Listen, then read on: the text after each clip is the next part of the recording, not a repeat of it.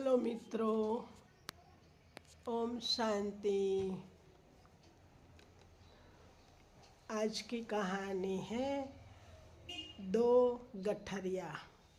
जब ईश्वर ने मनुष्य को बनाया तो उसे दो गठरिया दी।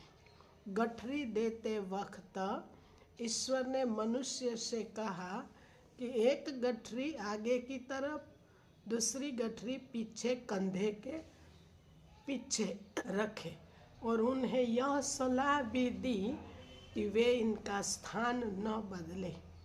हालांकि मनुष्य पृथ्वी पर जाने के लिए उत्साहित था, पर साथ ही साथ वह वहाँ के अज्ञात जीवन से थोड़ा डरा हुआ महसूस कर रहा था और ईश्वर को छोड़ना नहीं चाहता था। इसीलिए ईश्वर ने उसे आश्वासन दिया और अपनी बात याद रखने एवं उसका अनुकरण करने को कहा और हर परिस्थिति में आभारी रहने को कहा। आदमी ने ईश्वर को अलविदा कह दिया और उनके कहे अनुसार ही किया। ईश्वर ने मनुष्य की स्वयं की कमियों को एक गठरी में रखा था और उसे आगे की तरफ रखने का निर्देश दिया था और संसार के दूसरे लोगों की कमियों को दूसरी गठरी में रखा था और उसे पीछे रखने का निर्देश दिया। मनुष्य ने खुद की कमियों की गठरी आगे रखी और दूसरों की कमियों की गठरी को पीछे रखा।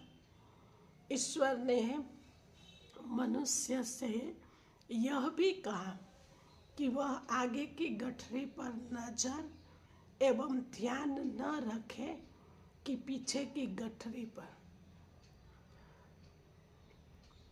ईश्वर ने मनुष्य से यह भी कहा कि वह आगे की गठरी पर नजर एवं ध्यान न रखे कि पीछे की गठरी पर।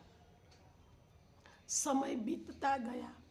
मनुष्य की अपनी कमियों की गठरी आगे की तरफ होने के कारण उसकी हर कोशिश अपने आप को सुधारने में रहती और वह इस तरह से प्रगति करता रहा।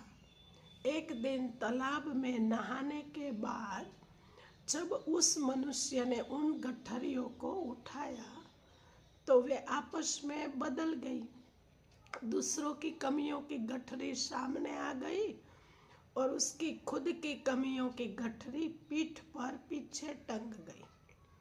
अब मनुष्य को दूसरों की कमियां नजर आने लगी। शुरू में उसने एक आध बार रुक कर सोचा, कुछ तो अलग है, कुछ बदल गया है, कुछ गड़बड़ है। लेकिन जब उसने अपने आसपास देखा तो बाहर सब कुछ वैसा ही दिख रहा था और चूंकि अब जब उसे पृथ्वी पर काफी समय हो गया था तो वह आत्मविश्वास से भर गया था और यह समझने लगा था कि वह दुनिया के तौर तरीकों को जानता है। इसीलिए उसने अपने अंदर की आवाज नहीं सुनी और ऐसे ही चलता रहा। अब वह हमेशा यही सोचता, यह सही नहीं है और वो सही नहीं है, पड़ोसी बेकार है, सरकार अयोग्य है, आदि आदि। अब वह अपने अलावा सभी में दोष देखने लगा। नतीजा यह हुआ कि किसी में कोई सुधार नहीं आया, सबका पतन शुरू हो गया। बाहर से तो ज्यादा कुछ बदला नहीं था, परंतु अंदर से अब वह बिल्कुल खुश नहीं रह पाता था। मनुष्य व्याकुल हो गया। वह समझ नहीं पा रहा था कि ऐसा क्या हुआ है, उसकी प्रगति क्यों नहीं हो रही और वह पहले जैसा खुश क्यों नहीं है। फिर जब वह पूरी तरह से असहाय महसूस कर रहा था और उसे कोई समाधान नजर नहीं आ रहा था तो उसे भगवान की याद आई। वह वापस भगवान के पास गया और पूछा, आपने मुझे 2 गठरियाँ दी थी, आपने जैसे कहा था मैंने उन गठरियों को वैसे ही रखा था और मेरे साथ सब कुछ अच्छा भी हो रहा था। मैं सुधार और प्रगति के मार्ग पर था, लेकिन अचानक से सब कुछ बिगड़ने लगा। अब कुछ भी सही नहीं हो रहा है, कहीं भी कोई सुधार नहीं हो रहा है। ऐसा क्यों? ईश्वर ने मनुष्य को समझाया कि जब तक तुम्हारे सामने तुम्हारी कमियों की गठरी थी, तब तक तुम खुद की कमियां देखकर उनमें सुधार करते रहे और प्रगति करते रहे। लेकिन जब तुम्हारे सामने दूसरों की कमियों की गठरी आ गई, तब तुम सिर्फ दूसरों की कमियां देखने लगे और तुमने खुद में सुधार करना बंद कर दिया। इस वजह से सब कुछ बिगड़ गया, तुम्हारा पतन शुरू हो गया। हकीकत भी ऐसी है, हम किसी को नहीं सुधार सकते, हम किसी को नियंत्रित नहीं कर सकते। हम सिर्फ अपनी सारी ऊर्जा खुद को सुधारने में प्रयोग करके खुद की प्रगति कर सकते हैं और खुश रह सकते हैं। इसी में ही हमारा कल्याण है।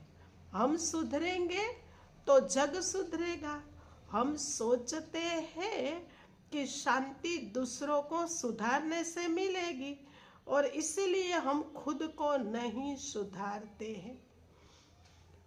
हम इस दुनिया को नहीं बदल सकते, लेकिन जब हम बदलेंगे तो दुनिया बदल जाएगी। वैसे भी भगवान कहते हैं स्व परिवर्तन से विश्व परिवर्तन। तो स्व का सुधार करें, दूसरों को न देखे। अच्छा मित्रों, गुड मॉर्निंग, ओम शांति। अगर आपको ये कहानी अच्छी लगी हो तो सब्सक्राइब करना, चैनल को लाइक करना, कमेंट करना और शेयर करना मत भूलना। ओके, ओम शांति।